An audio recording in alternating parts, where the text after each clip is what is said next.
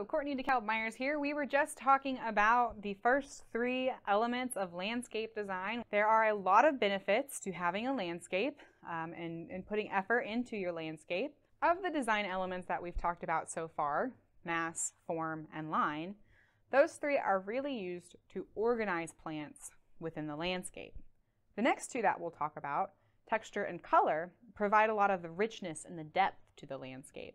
So these are elements that we'll kind of use to each individual plant to kind of add some depth and some interest. So texture, the next design element, that refers to the physical characteristics of each individual plant or hardscape in relation to other elements.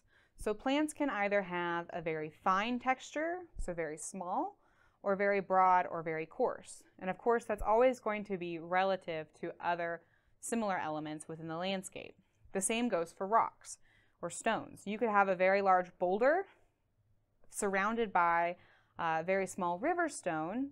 That small river stone would have a very fine texture, whereas your focal point, your boulder, would have a very coarse texture.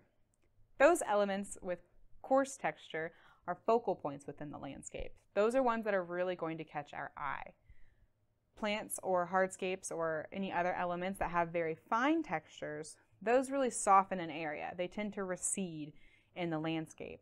So you want to have more fine textures within your landscape and use broad or coarse textured elements as a focal point or a way to kind of enhance some of those areas. But you want to tend to use more fine textured elements.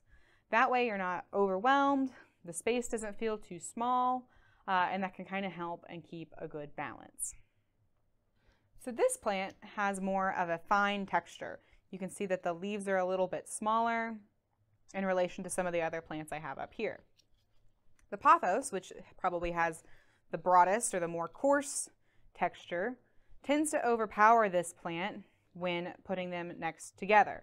So this would be your focal point within the landscape using the very broad, coarse plants. The last element we'll talk about is color. And while it is probably my favorite element, it does get a little too much attention in the landscape sometimes. Using line and mass and form and focusing on that really creates good design, and color should just elevate that good design. That being said, I still love color. So here I've got a color wheel of flowers.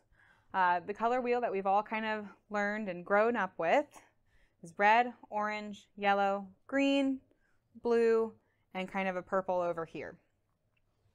So warm colors, which are red, orange, and yellow, really catch our eye within the landscape. They also evoke emotions of excitement and kind of tend to really come to the forefront of the landscape. Cool colors, green, blue, and purple, are more calming, more relaxed. They also tend to recede in the landscape, look smaller and farther away. So if you have a small space and you want it to make it seem a little bit bigger, it's always a good idea to maybe go with cool colors to kind of expand that space. Analogous colors are using colors that are directly adjacent to each other on the color wheel. So maybe you want to do orange and yellow. That would be an example of an analogous color scheme. Or maybe purple and red. Those tend to go together as well. You want to avoid necessarily using things that aren't within either of those color schemes. It can be too visually impacting on the eye and become too busy within the landscape.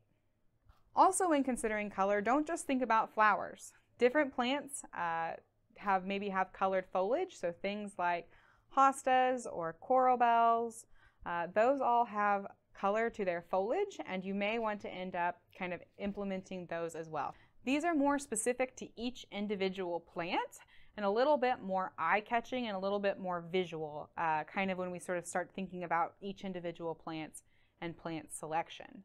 These 2 elements, they really add more interest and richness and depth to our landscape.